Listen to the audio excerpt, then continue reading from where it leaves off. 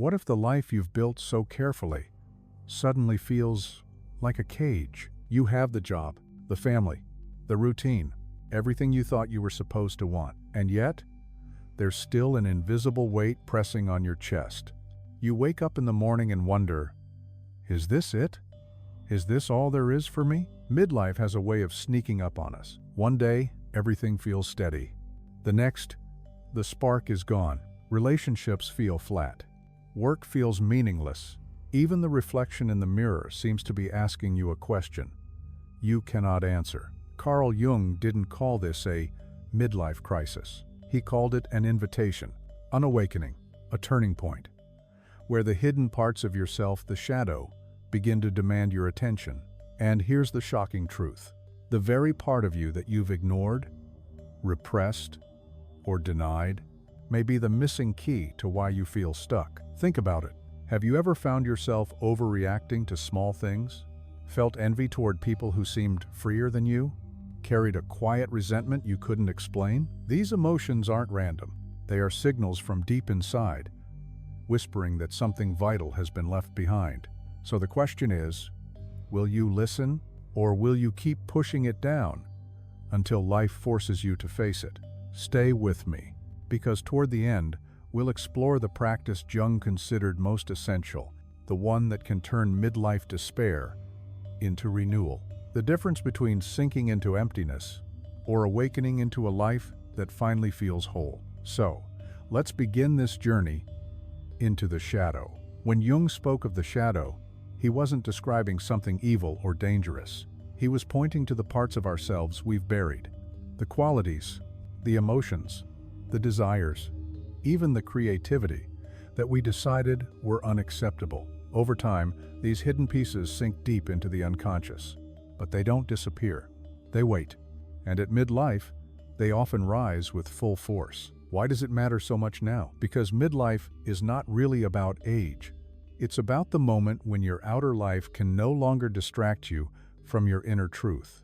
Earlier in life, you may have been busy building a career, a family, or chasing recognition. But somewhere along the middle of the journey, those external achievements lose their shine. A deeper hunger begins to stir. A hunger no paycheck, no title, no approval can satisfy. This is where shadow work begins. It's the practice of turning inward, meeting the parts of yourself you've been ignoring, facing the emotions you've suppressed, seeing the patterns that keep repeating, listening to the inner voices you've tried to silence. At first, it feels frightening, but here's the paradox.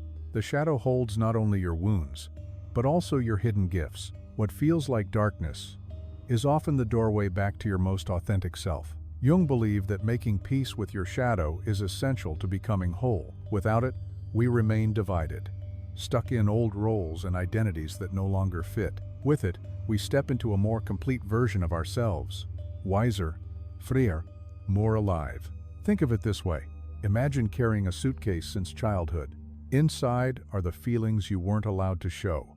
Anger, sadness, desire, creativity. Every time you said, "That's not me," you stuffed it into the bag. By midlife, the suitcase is heavy. You can't keep dragging it without slowing down. Shadow work is the process of opening that suitcase, unpacking what's inside, and discovering that some of what you buried is exactly what you need for the next chapter of life. And let's be honest, ignoring the shadow doesn't make it disappear. It leaks out. In arguments, in quiet despair, in compulsive habits, in the dullness of daily life. But when you begin the work, something shifts. You reclaim energy. You rediscover creativity. You begin to feel joy again. You stop living on autopilot and start living with intention. Midlife doesn't have to be a crisis. It can be a wake-up call. And if you answer it, you may discover that the second half of life holds more freedom and more depth than you ever imagined. There's an old story about a traveler who enters a dark forest. At first, he believes he's lost his way. The familiar roads are gone. The light is fading. Every direction looks the same. Panic rises in his chest. But then he remembers something. In every myth, the forest is not punishment. It is the place where transformation begins. Midlife is that forest. You're no longer walking the straight road of ambition or survival. Suddenly, you find yourself surrounded by questions you can't escape. Who am I, really? What have I sacrificed? What part of me is still unlived? At first, it feels like failure. But in truth, the forest is asking you to find your own light. Jung often used the image of a descent, the journey into the underworld of the psyche. Think of Persephone. Think of Orpheus. Think of Dante entering the Inferno. You don't descend to be destroyed. You descend to retrieve something essential. And what you bring back is wisdom, authenticity, and a soul that feels fully alive. Now let's bring this closer to modern life. Picture a man in his 40s. He's built a successful career. He owns a home. He provides for his family. From the outside, it looks like he's made it, but inside, he feels numb.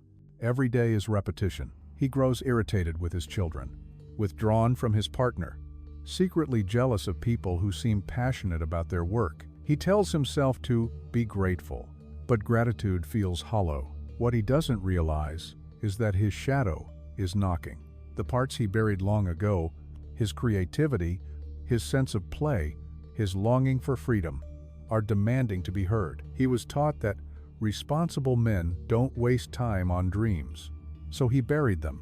And now, the cost shows up as emptiness. Or take a woman in her late 30s. She's been the caretaker all her life, the dependable daughter, the supportive partner, the devoted employee. She knows how to meet everyone's needs, except her own. Lately, she wakes up with a tightness in her chest, wondering if she's living someone else's story. At work, she feels invisible. At home, unheard. She doesn't scream, but her shadow does. It shows up as exhaustion, as resentment, as quiet daydreams of disappearing. These are not failures. They are signals. Midlife is not life shutting down. It is life demanding expansion. The numbness, the envy, the questions you can't push away, all of them are invitations to step off the surface and go inward. Here's the paradox. The forest looks frightening because it is unknown, but when you step inside, you discover treasures. The very treasures you've been searching for, buried right beneath your fear. Jung called this individuation, the process of becoming whole by integrating the shadow. It is not about becoming someone new. It is about recovering the self you lost along the way. So, remember this, feeling lost at midlife is not a detour. It is the path itself. And if you are willing to walk into the forest, the shadow will not destroy you.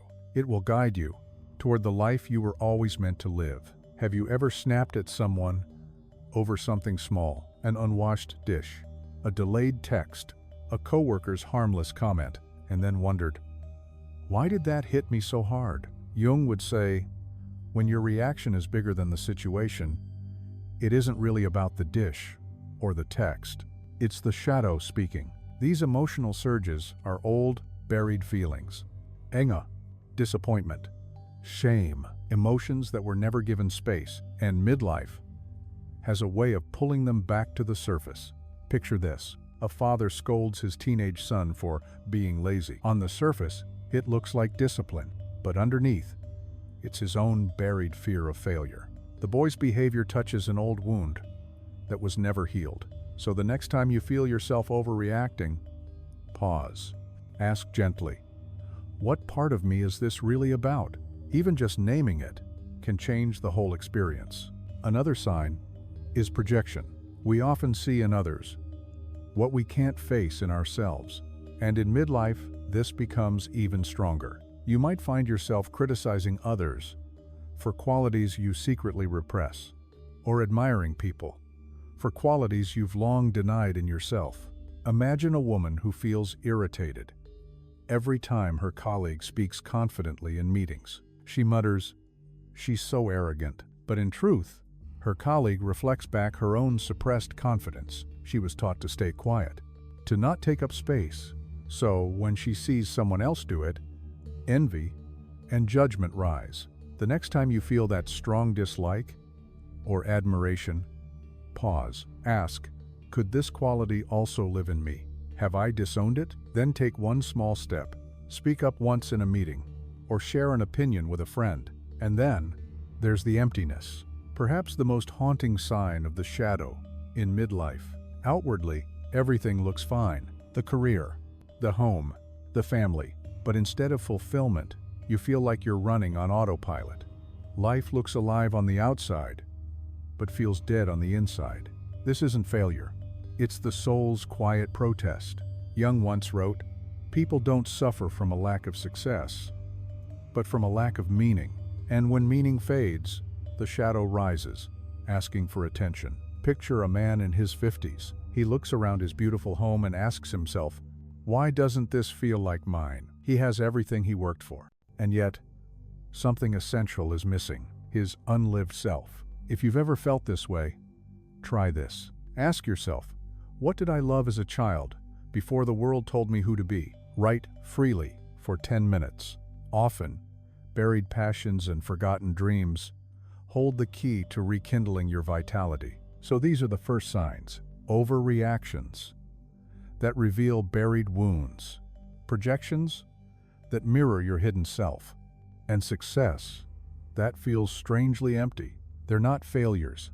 They're invitations, signals that the shadow wants to be seen, and if you're willing to listen, they can guide you away from despair and toward renewal. Have you noticed how many people hit midlife and suddenly crave drastic change? They buy expensive toys. They chase new thrills. They scroll endlessly, searching for something to fill the gap. These impulses aren't random. They are distractions from the shadow. When we feel an inner void, we try to fill it with outer stimulation. But the restlessness isn't about the new car or the next trip. It's the shadow saying, "Pay attention. Something inside you has been abandoned." Picture a 45-year-old professional. Late at night, she shops online, buying things she doesn't need. The purchase gives her a rush. But soon, the emptiness returns. What she truly longs for is freedom, creative expression, parts of herself buried under years of responsibility. So the next time you feel that restless urge, pause. Ask yourself, what am I really hungry for right now? Often, the answer isn't a thing. It's a feeling, connection, expression, rest. Another sign is repeating patterns in relationships. Midlife often reveals cycles we thought we had left behind. The same conflicts, the same disappointments, different faces, same story. Think of a man who keeps dating partners who are emotionally unavailable. He shakes his head and says, "I just have bad luck." But beneath the surface, his shadow carries a fear of intimacy. By choosing people who can't open up, he avoids confronting his own vulnerability. If you look back at your last few relationships, romantic, friendship, or even work, you may see the same themes repeating. Those cycles are not coincidences. They are the shadow's way of asking to be faced. And then, there are the sudden bursts of creativity or desire that feel out of character. Sometimes, the shadow doesn't only bring pain, it erupts as energy, a longing to paint, to dance, to write, to live more freely than before. This can feel confusing. You might think, "That's not me. I'm too old. I don't have time for that." But Jung would insist, it is you. It's the unlived part of your soul, pushing to the surface. Picture a woman in her 40s. She starts journaling late at night, almost obsessively. At first, she wonders why this urge has come now. What she doesn't see yet is that her shadow has been holding her silenced voice. Writing becomes the doorway to reclaiming it. Instead of dismissing these urges, nurture them. Even 30 minutes of painting, journaling, or dancing can open a channel to the self you've long ignored. So, here are 3 more signals. Restlessness, that points to what's missing. Repeating patterns, that mirror what you avoid. And sudden bursts of creativity, that reveal your hidden self. They are not quirks of midlife. They are the psyche, speaking in its own language. And noticing the shadow is only half the journey.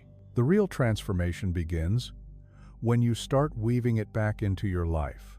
Most of us want change without discomfort, but Jung reminded us, the shadow is uncomfortable for a reason. It carries everything we've denied: shame, anger, grief, longing, and midlife no longer lets you outrun them. Integration begins the moment you stop fighting the discomfort and learn to sit with it. Picture a man who feels jealousy when his friend succeeds. At first, he hides it, pretends to be supportive, but when he admits the truth, he realizes that jealousy points to his own unlived ambition. By facing it, he begins to reclaim his drive. So the next time an uncomfortable feeling rises and you want to push it away, pause. Place a hand on your chest. Breathe deeply. Ask yourself, what is this feeling trying to show me? Often the answer is a door you haven't opened yet. Not everything in the shadow is dark. Jung spoke of the golden shadow, the hidden gifts, the talents, the creativity, the vitality that we bury out of fear. At midlife, they often return, disguised as envy or restlessness. Think of a woman who always admired bold public speakers, but told herself, "I could never do that." One day, she leads a small workshop, and to her surprise, she discovers a passion for teaching, locked away for decades. The golden shadow reminds us, wholeness isn't only about healing wounds, it's about reclaiming power, creativity, and joy. Here's a simple way to begin. Think of 5 people you deeply admire. Write down the quality in each that moves you. Then ask, where does this quality live in me? How can I express it, even in a small way, this week? And maybe the most important lesson of all, choosing wholeness over perfection. One of the greatest traps of midlife is believing you've failed, because life doesn't look perfect. But Jung turned that idea upside down. The goal of life is not perfection. It is wholeness. Wholeness means embracing contradictions, strength and vulnerability, success and failure, light and dark. Integration doesn't erase flaws. It teaches us how to live honestly with them. Think of a father who believes he must always appear strong. One day, he admits his struggles to his teenage daughter. Instead of losing her respect, he deepens their bond. His honesty becomes strength. So, ask yourself, where in my life am I chasing perfection? What would wholeness look like instead? Sometimes, authenticity is far more powerful than perfection. Learning to sit with discomfort, reclaiming the golden shadow, choosing wholeness over perfection. These are not quick fixes. They are steady practices. Step by step, they transform how you relate to yourself and to others. Because midlife is not about fixing what's broken. It's about becoming who you truly are. Jung once wrote, "One does not become enlightened by imagining figures of light, but by making the darkness conscious." That single line captures the very heart of midlife transformation. We often think growth means adding more achievements, more clarity, more light. But Jung reminds us, real growth happens when we turn toward what we've avoided. At midlife, this truth becomes urgent. The outer world's status, possessions, recognition no longer satisfies the way it once did. The hunger you feel isn't for more light. It's for the integration of the dark. Here's the paradox. By acknowledging your shadow, you don't become darker. You become freer. Energy once trapped in repression flows back. Anger transforms into strength. Envy reveals longing. Emptiness makes space for meaning. And this work is not only personal, it's collective. Our societies carry shadows too. We see it in polarization, in cultures that deny vulnerability, in the endless chase for material success, while ignoring the human soul. Just as individuals project their denied qualities onto others, entire groups project their fears onto other communities. The collective shadow erupts as prejudice, conflict, and disconnection. That's why shadow work in midlife matters far beyond you. When one person integrates their shadow, the change ripples outward. A father who stops projecting anger teaches his children honesty. A leader who faces her fear of failure creates space for her team to innovate. A partner who reclaims vulnerability builds intimacy instead of distance. The work of one becomes a gift to many. Jung believed individuation, the process of becoming whole, was not selfish, but sacred. It is how the unconscious becomes conscious, not only for the individual, but for humanity as a whole. Each time you turn toward your shadow, instead of running from it, you help shift the story we all share, from division to integration. So when you sit with discomfort, when you reclaim your golden shadow, when you choose wholeness over perfection, you're not just healing yourself. You're helping heal the human story. And maybe that's the deepest meaning of midlife. It's not just about your personal happiness. It's about stepping into the role of elder, of guide, of example. It's about embodying wholeness in a fragmented world. When you answer the wake-up call of midlife, you don't just save your own soul, you shine a light for others still stumbling in the dark. Midlife can feel like a breakdown. The routines that once gave you stability now feel like chains. The dreams you chased no longer excite you, and the reflection in the mirror doesn't look like the person you thought you'd become. But Jung would say, this is not the end of your story. It's the threshold, the place where false layers fall away so your deeper self can finally emerge. Think back to the forest we spoke of earlier. At first, it was dark, frightening, unknown, but once you stepped inside, you found treasures, the forgotten parts of yourself, waiting to be reclaimed. That's the essence of shadow work, moving from denial to awareness, from repression to integration, from fragmentation to wholeness. We've explored the signs of the shadow calling: overreactions, projections, emptiness, restlessness, repeating patterns, and surprising bursts of creativity. We've uncovered the practices that transform, sitting with discomfort, reclaiming the golden shadow, choosing wholeness over perfection. And here's the truth: you don't have to figure it all out today. Integration is not a race. It is a lifelong practice. Every small step you take toward honesty and courage brings you closer to a life that feels authentic. So if you feel stuck right now, remember this: you are not broken. You are being invited to meet your shadow, to reclaim what you've lost, to step into a version of yourself that is larger, freer, and more whole than you ever imagined. And maybe the second half of life can be the richest chapter yet. Before we close, I want to leave you with one question. What part of yourself have you been denying that is now asking to be seen? Sit with it. Write about it. Let it guide your next step. If this message spoke to you, share your reflection. I'd love to hear what your shadow is teaching you. And if you're ready to keep exploring Jung's wisdom and the path of shadow work, make sure to subscribe and join this journey with me. Because midlife isn't a crisis.